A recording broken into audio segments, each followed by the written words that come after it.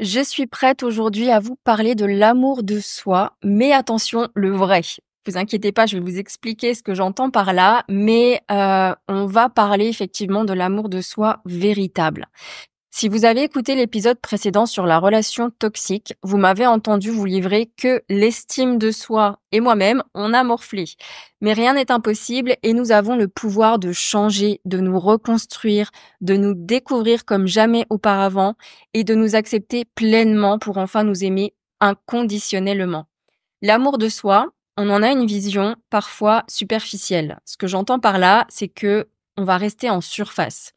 On va aller s'offrir un massage, un moment à soi, on va se faire couler un bon bain, on va prendre le temps de lire un livre qui nous fait plaisir, on va peut-être s'acheter un beau vêtement et on va classer tout ça dans l'amour de soi.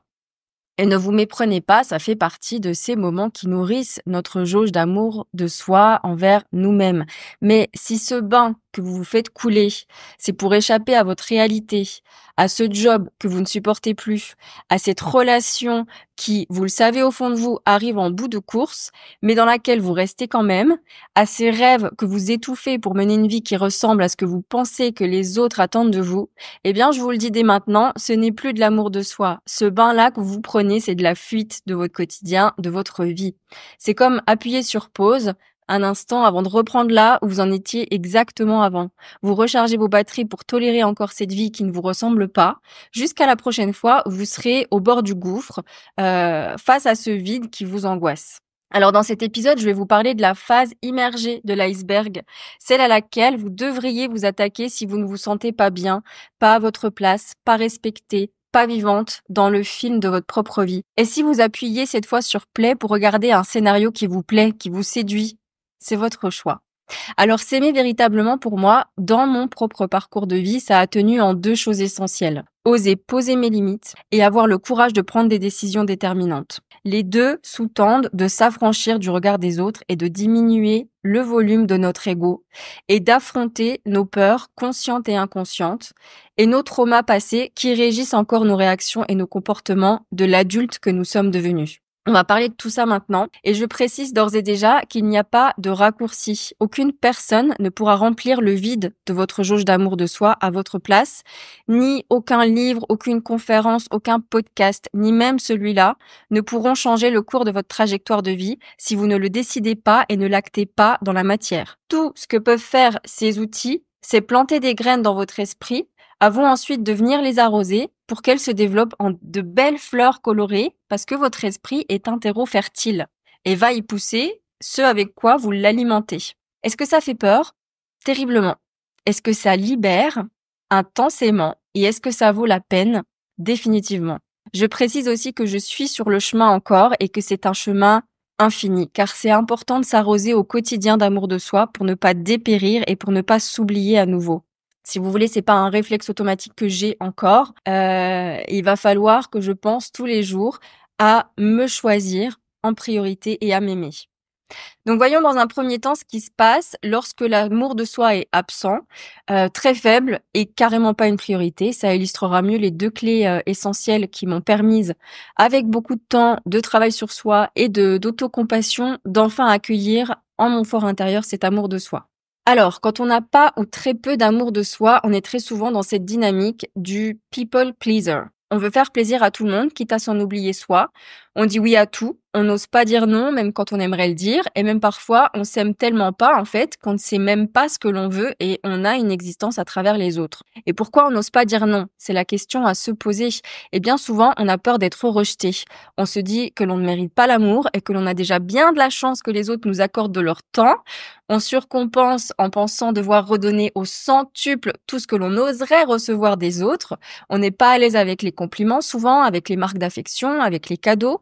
On se dit qu'on ne mérite pas tout ça, qu'on devra forcément rendre l'appareil, que l'on n'a rien fait pour mériter ça et que être nous ne peut pas suffire, en fait, dans notre façon de penser. Juste être qui l'on est ne peut pas être suffisant. C'est évidemment intéressant d'aller creuser dans l'enfance, dans nos relations familiales, notamment avec la mère et le père. Pour ça, il faut être prêt à aller s'explorer, revenir sur son passé avec un regard plus objectif et plus adulte pour essayer de comprendre les comportements de nos parents, leurs manquements parfois, quelles sont leurs croyances et qu'est-ce que l'on a pu intégrer d'eux qui ne nous conviennent plus aujourd'hui et que l'on a pu répéter dans nos propres relations, sur notre chemin de vie à tous les niveaux. Personnellement, j'avais beaucoup de choses à alchimiser, dirons-nous, de mon enfance, à creuser, à comprendre, à libérer. Et pour ça, j'ai fait appel à une psychologue. J'ai aussi suivi un programme en psychogénéalogie pour comprendre mon arbre familial, mes ancêtres. J'ai aussi cette habitude innée de savoir ramener à la surface des choses, à les comprendre, à reconnaître la source qui a pu provoquer tel ou tel comportement chez moi. Ça s'apprend, ça s'affûte. Plus vous explorerez, plus vous introspecterez en vous-même et plus ça ira vite pour vous de déceler les processus et les mécanismes de comportement. J'ai aussi eu des coachings. Bref, j'ai ratissé large pour me découvrir, pour me comprendre, pour faire remonter des choses à la surface et ça continue aujourd'hui. Je pense que c'est un chemin sur lequel je serai toujours parce qu'il y a tant à explorer que j'en aurai jamais fini. Je précise quand même qu'il n'est pas nécessaire d'être toujours dans l'exploration de soi. Il est important de savoir aussi juste profiter de ce qui est. Comme tout, il y a un équilibre à trouver. On n'a pas toujours besoin de travailler sur soi. Il y a aussi des périodes où on a besoin d'intégrer tout ce qui a été remonté à la surface et de laisser le temps faire les choses et la vie faire les choses. Moi, j'ai ce réflexe naturel et j'adore ça. C'est sans doute mon côté scorpion pour ceux qui sont un petit peu en astrologie. Voilà. Donc, pour revenir à l'amour de soi, beaucoup de choses vont s'expliquer dans l'enfance. Est-ce que mon père a été présent? Est-ce que j'ai reçu de l'affection et de l'amour de sa part? Est-ce qu'il exprimait facilement ses sentiments? Et ma mère, comment se comportait-elle dans la relation? Quel est son caractère? M'a-t-elle dit des choses qui m'ont marqué? Comment aime-t-elle dans ses propres relations? Quel est son rapport avec sa famille? Est-ce qu'il y a des choses qu'on m'a répétées souvent dans l'enfance? Avec quelle image de l'amour est-ce que j'ai grandi en observant mes parents dans leurs relations? Moi, par exemple, j'ai grandi avec une image de l'amour quand même chaotique. Que ce soit mes parents, mes grands-parents, mes tantes, quand j'ai observé tout ça avec plus de hauteur, ma croyance c'était que l'amour fait mal, l'amour blesse, l'amour fait souffrir. Donc si je ne suis pas dans une situation comme ça, c'est que c'est pas de l'amour, vous voyez? Et résultat, j'ai foncé dans des relations qui reflètent ça. Parce que quand c'était calme et apaisé, comme je ne connais pas, c'est tout simplement pas la vision avec laquelle j'avais grandi et pour moi c'était pas de l'amour. Donc il y a une phrase que j'ai souvent vue sur les réseaux sociaux et que j'aime beaucoup, c'est votre système nerveux va toujours choisir un enfer familier plutôt qu'un paradis inconnu. Je trouve cette phrase très puissante. On peut avoir besoin de créer du chaos dans sa vie quand on a grandi avec ça parce que oui, c'est confortable pour nous puisque c'est ce que l'on connaît et c'est ce que notre cerveau connaît bien et ce que notre cerveau connaît bien, ça devient sa zone de confort. Peu importe que ce soit cool ou non. Et c'est aussi valable pour l'inverse, quand on a grandi dans un cocon, dans un foyer aimant, dans la paix, avec jamais rien qui vient perturber le calme apparent, on peut avoir du mal à se confronter à la difficulté de la vie. Donc, en fait, dans toutes les situations, il y a le côté lumineux et il y a le côté obscur. Donc, pour moi, il y a vraiment des clés de compréhension qui sont dans l'enfance et l'environnement dans lequel on a grandi, le type de relations par lesquelles on a été entouré, etc. Rappelez-vous, dans l'épisode 47 sur les 4 phases de vie, je vous parle de notre première phase qui est celle du mimétisme. On évolue par imitation. Donc, il faut en quelque sorte revenir à la source, à l'enfance pour comprendre l'adulte que l'on est devenu. Le passé est vraiment un lieu de référence. C'est pas un lieu de résidence, mais c'est un lieu de référence. Ça nous permet de dessiner un fil rouge et de connecter les points entre eux. Voilà. Revenons à l'amour de soi. Donc, dynamique du people pleaser. On peut développer aussi une dépendance affective dans ses relations, que ce soit familiale, amicale ou amoureux. Je vous renvoie vers l'épisode 45 du podcast parce que j'ai abordé cette thématique. On va aussi avoir tendance à se remettre en question plus que de raison parce que oui, si quelque chose ne fonctionne pas, c'est forcément nous le problème. J'ai dit ou j'ai fait quelque chose qu'il ne fallait pas, je suis en tort. On est notre pire autocritique. Rien de ce qu'on fait n'est assez bien, les autres sont toujours mieux et on se torture l'esprit, on ressasse sans cesse. Le lien de cause à effet avec tout ça, c'est que les émotions que ça va provoquer sont souvent énergétiquement très basses. Vous savez, ces émotions que l'on dit négatives ou désagréables, comme la colère, la tristesse, la peur, etc. Et selon l'échelle de conscience de Hawkins, l'émotion qui fait vibrer un être humain le plus bas possible dans son énergie, c'est la honte, précédée par la culpabilité. Donc, Quand je parle de vibration, ce sont nos fréquences vibratoires. Nous sommes des êtres énergétiques. Tout en nous et autour de nous est énergie. Je vous invite, si ces concepts sont nouveaux pour vous, à vous documenter sur la physique quantique, la loi d'attraction, etc.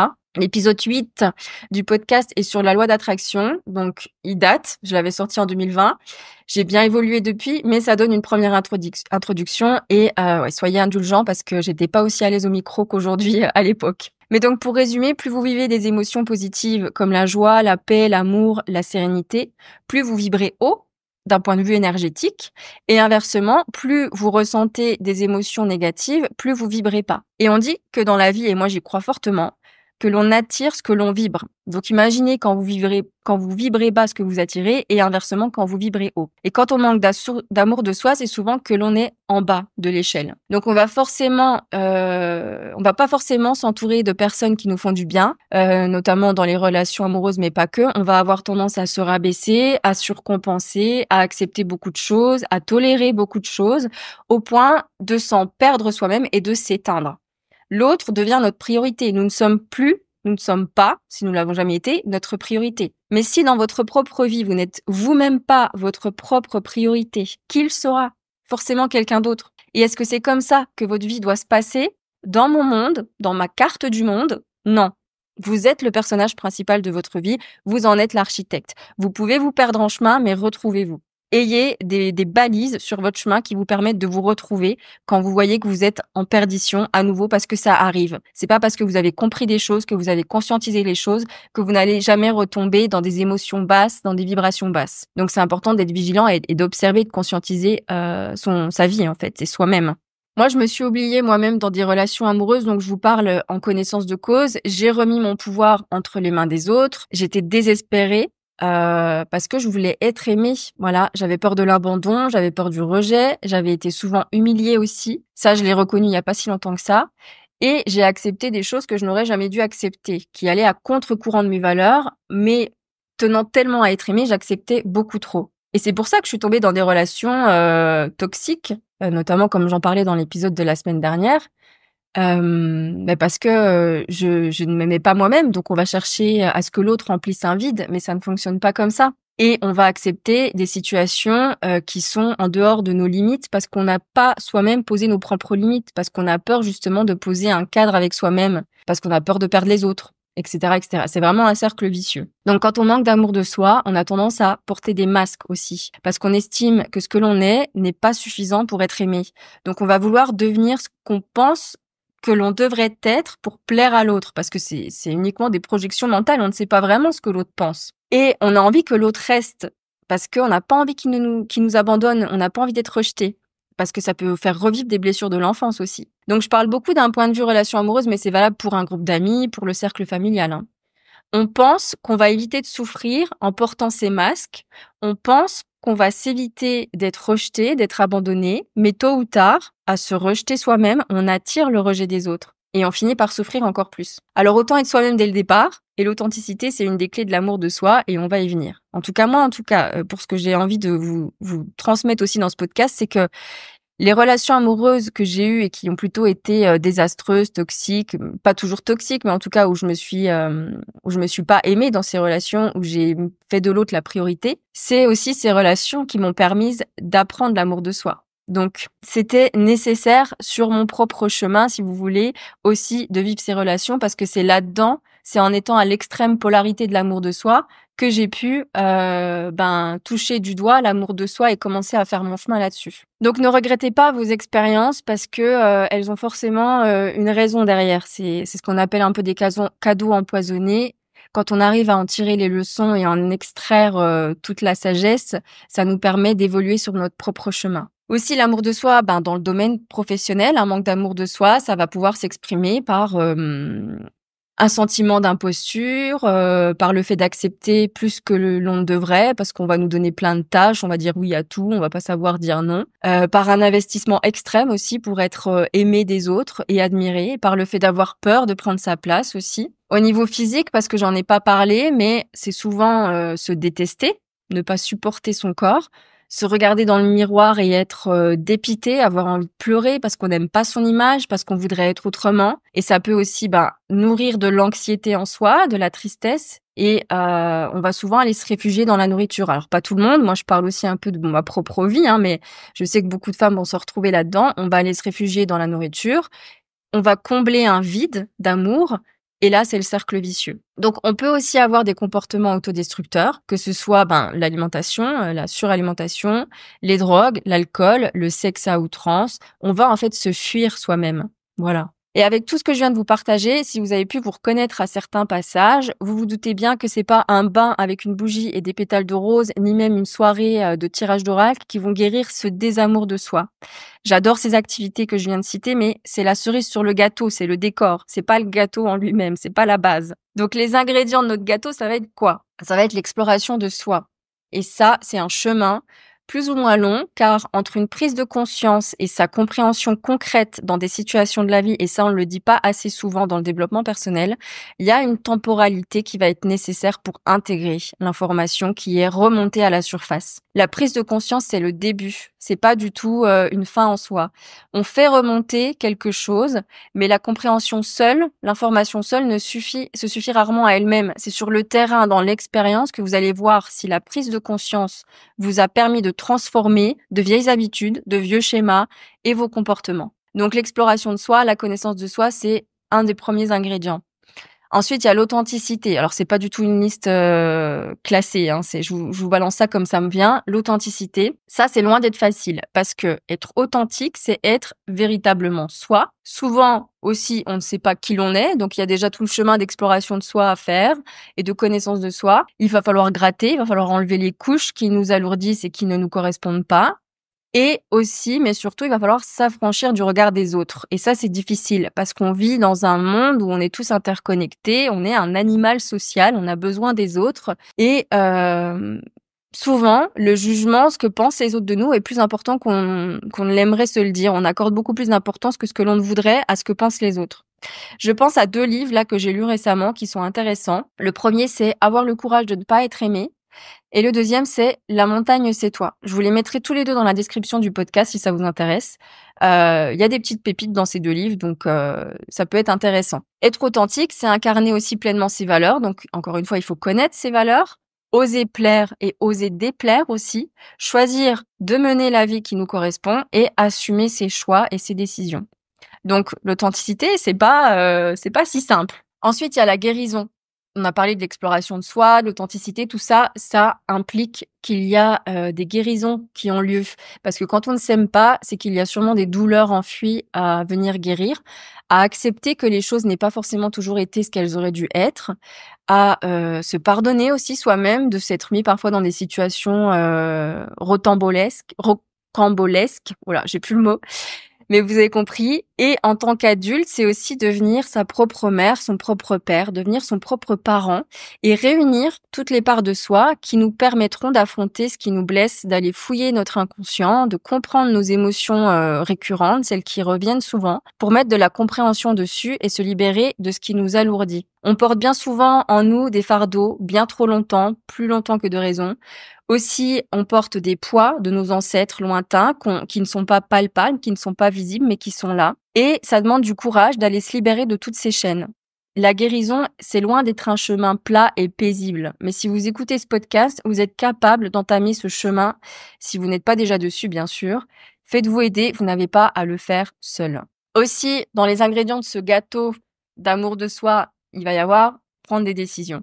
Ça, mes amis, c'est l'amour de soi, le vrai, quand on ose prendre des décisions qui, oui, souvent, vont blesser, vont nous faire souffrir, vont nous mettre dans l'inconfort le plus total, mais aussi, on sait au fond de soi que ce sont les bonnes décisions à prendre. Je vais vous donner quelques exemples pour illustrer ça.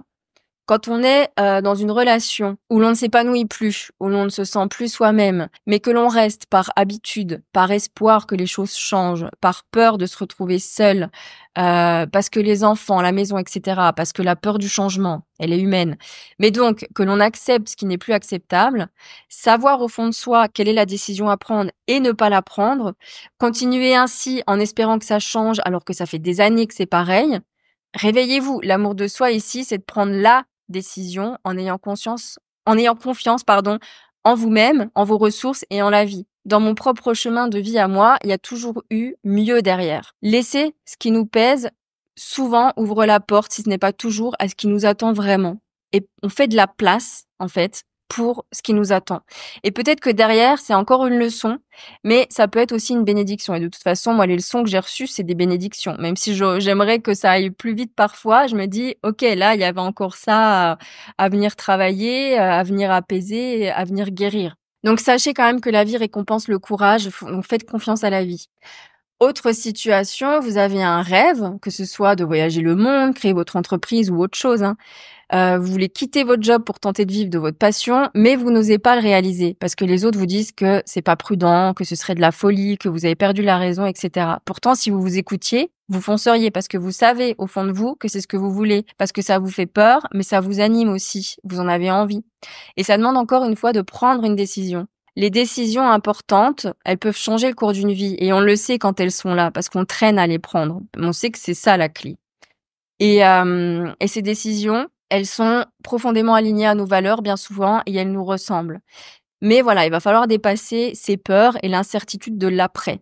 Et moi, je vous le dis, de la part d'une personne qui a beaucoup été dans l'après, vous ne regretterez pas ces décisions du moment qu'elles sont bien les vôtres. Et en général, ça, vous le sentez. Donc, soyez à l'écoute de vos ressentis et choisissez-vous. Et ça nous fait une transition sur un autre ingrédient, se choisir. Et ça, c'est le dernier ingrédient que j'ai envie de vous partager pour notre magnifique gâteau. Vous priorisez. C'est votre vie, bordel. Vivez-la à votre façon. Ceux qui sont autour de vous et qui vous acceptent alors que vous n'êtes pas vous-même, méritent-ils vraiment leur place dans votre vie? Si vous avez peur d'être vous-même avec les gens qui vous entourent, êtes-vous au bon endroit? Posez-vous la question. Si vous allez au travail en traînant des pieds, que vous rentrez vidé de votre journée, combien de temps ça va encore durer? Ça, c'est vous qui le dites. Attendez-vous que votre corps tombe malade pour vous donner enfin le signe qu'il est temps de partir et de changer. Et si au contraire votre travail est votre refuge car vous ne voulez pas rentrer chez vous, que vous ne voulez pas passer du temps avec cette personne qui est devenue étrangère alors que vous êtes en couple, combien de temps allez-vous encore subir et maintenir les apparences? Se choisir, c'est difficile. L'amour de soi, c'est difficile. Parce que ça demande de se choisir, de faire des choix. Donc, ça ne veut pas dire rejeter les autres, mais il y a une forme d'égoïsme qui est sain. C'est pas un gros mot, l'égoïsme, mais il est vital pour sa propre survie. On ne pourra pas satisfaire tout le monde, on ne pourra pas mettre tout le monde d'accord, on ne pourra pas faire plaisir à tout le monde, il y a forcément des gens que l'on va décevoir, ça fait partie du jeu. Et si on veut absolument rester dans cette perfection, on finira par s'oublier. Alors quels sont mes besoins, quelles sont mes envies? Est-ce que la vie que je mène reflète ces besoins et ces envies? Est-ce que ma vie respecte mes valeurs? Est-ce que mon moi de 80 ans serait fier de la vie que je mène aujourd'hui ou est-ce qu'il a quelque chose à me dire? J'entends souvent cette phrase, on sait ce qu'on perd mais on sait pas ce qu'on retrouve. Moi, je déteste cette phrase. C'est le reflet de la peur. Et dans la vie, il faut essayer de choisir le chemin de l'amour, pas de la peur. Les peurs, elles sont légitimes, mais si vous vous aimez, si vous vous choisissez, vous saurez surpasser et avancer avec vos peurs. Et si vous avez déjà dit cette phrase, je suis désolée de vous le dire, mais vous subissez votre vie. Et c'est OK. Moi, j'ai déjà été dans des situations où je subissais ma vie, mais ça veut pas dire que vous n'êtes pas capable de reprendre les rênes. Vous aurez toujours tout à gagner, à vous réaligner à qui vous êtes, à sortir des situations qui vous étouffent et à vous choisir pleinement. Alors, voilà cette liste non exhaustive d'ingrédients.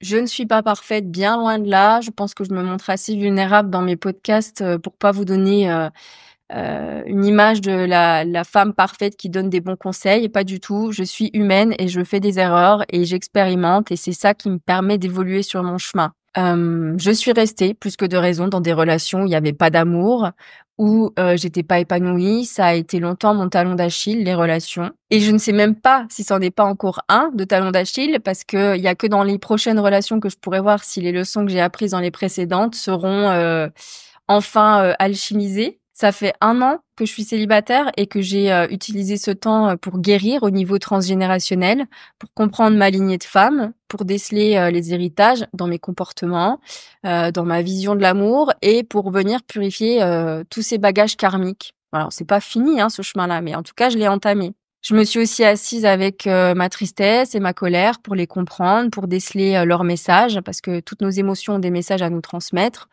Je choisis consciemment de m'aimer chaque jour et ça passe dans des choix aussi simples que avec quoi je vais nourrir ce corps qui me permet d'accomplir tant de choses. Qu'est-ce que je vais manger? Qu'est-ce que je vais mettre dans mon corps? Dans quoi est-ce que je vais mettre mon énergie? Dans quelles activités? Il faut qu'elles aient du sens pour moi. C'est aussi d'accepter de ne pas plaire à tout le monde, de dire non, de poser ma limite, d'être jugée, d'être critiquée et malgré tout de prendre ma place, d'élever ma voix, de m'exprimer parce que comme vous qui m'écoutez, vous avez votre place.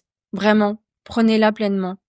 Vous n'êtes pas sur Terre par hasard, nous ne vivons pas dans un monde de hasard, nous vivons dans un monde de synchronicité. Donc, la vie vous envoie des messages tout le temps. Est-ce que vous arrivez à les percevoir? Est-ce que, au contraire, vous les ignorez? L'amour de soi, c'est votre chemin, c'est la clé de votre épanouissement. Ça ne vous protégera pas des événements de la vie, des deuils, des ruptures, mais tant que vous vous aimez, vous traverserez chaque étape de la vie, les bonnes comme les moins bonnes, en étant votre propre soutien, votre propre roc. Nous avons besoin des autres aussi. Nous n'avons pas à les rejeter, mais nous n'avons pas à nous rejeter nous-mêmes pour mériter la présence des autres à nos côtés. Choisissez-vous, priorisez-vous, expérimentez, creusez en vous, observez-vous, mettez de la conscience dans votre vie sur vos paroles, sur vos pensées, sur vos comportements. Sont-ils le reflet de vos blessures? Et quelles sont ces blessures? Vous êtes le seul maître à bord, donc faites en sorte que votre route soit belle. Voilà pour ce que j'avais envie de vous dire sur l'amour de soi. C'est loin d'être un chemin parfait. C'est complètement même dans l'imperfection qu'on arrive à atteindre cet amour de soi si on part de très loin. Et c'est possible pour tout le monde, vraiment. Je pense que je peux en être la preuve. Je suis partie de très, très, très, très bas. Et aujourd'hui, je m'aime. Et aujourd'hui, je pose mes limites. Et aujourd'hui, je n'ai plus peur d'être jugée. Ça peut m'arriver parfois de me comparer encore, bien sûr. Mais je vois aussi que l'usage des réseaux sociaux, par exemple, va contribuer à ça. Et justement, j'ai cette conscience. Donc, je fais attention à limiter tout ça. Je me connecte le plus possible à moi-même, à la vie. Et ça, c'est là qu'il y a toute la magie dont on a besoin pour s'aimer, pour être sur son propre chemin, en fait, dans sa propre vie. Voilà. Je vais m'arrêter là. Je vous souhaite une belle semaine. Je vous dis à la semaine prochaine pour un nouvel épisode. Et puis, aimez-vous. Voilà, la vie est courte. Aimez-vous.